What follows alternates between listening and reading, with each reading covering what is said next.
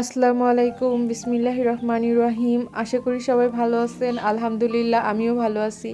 শুভ সকাল। আজকে ভিডিওটা সকাল সকালই শুরু করলাম। তো এই তো আমার রুম থেকে বাইরের ভিউটা দেখতে আসলেই অনেক ভালো লাগে। আর প্রকৃতির কাছে থাকতে পারলে আমার মনে হয় সবারই ভালো লাগে।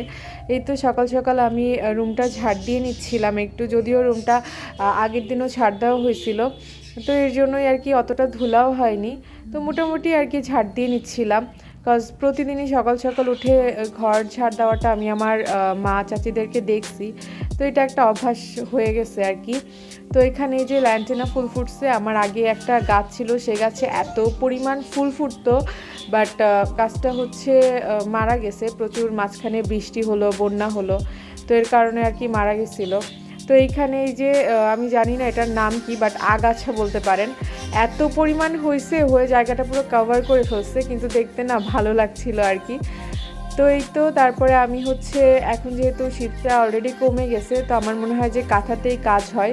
তো এর জন্য আমি এই কম্বলগুলোকে ধুয়ে রোদে দিছিলাম, রোদ থেকে শুকায় এনে আবার ভাঁজ করে রাখছিলাম আর কি।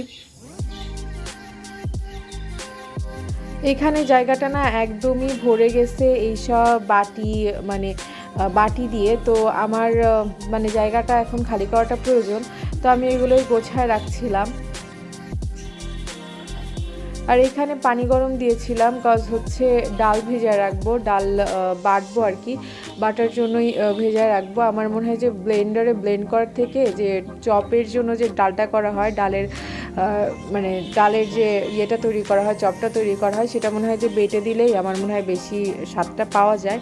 তো এর জন্যই আমি একটু গরম পানিতে ভিজায় রাখছিলাম। আমি কিন্তু আবার সিদ্ধও করবো না, জাস্ট গরম পানিতে ভেজায় রাখবো ডালটাকে, তারপরে আর কি বেটে দিব।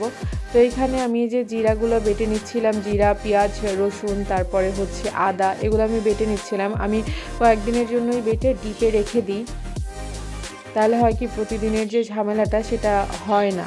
রোজার মাসে প্রচুর রান্নাবান্না থাকে, তো সেই ক্ষেত্রে যদি এই কাজগুলো একটু আগায় রাখি, তো পরবর্তীতে দেখা যায় যে কাজটা অনেক বেশি দ্রুত হয়ে যায়।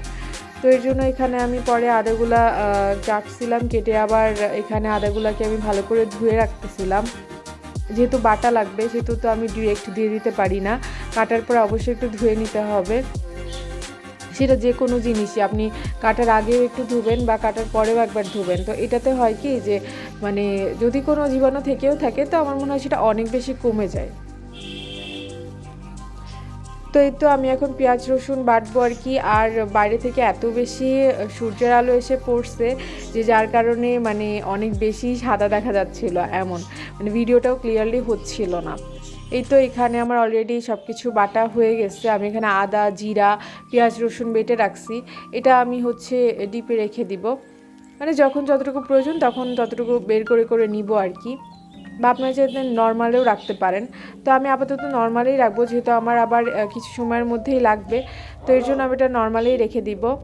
আর এখানে এই যে জিরাগুলো আমি রোদে দিব, কজ আমার মনে হয় কি যে জিরা রোদে দিলে একটু ঝরঝরে হয়ে যায়, আর সেটা হচ্ছে বাটলেও দ্রুত বাটা যায় আর কি, মানে কষ্টটা কম হয়। আমার মনে হয় জিরা বাটতে খুবই কষ্ট হয়, তো এই জন্য জিরাটা দ্রুত বাটা যাবে আর কি, মানে পাটা নোড়াতে যদি বাটতে যান আপনি।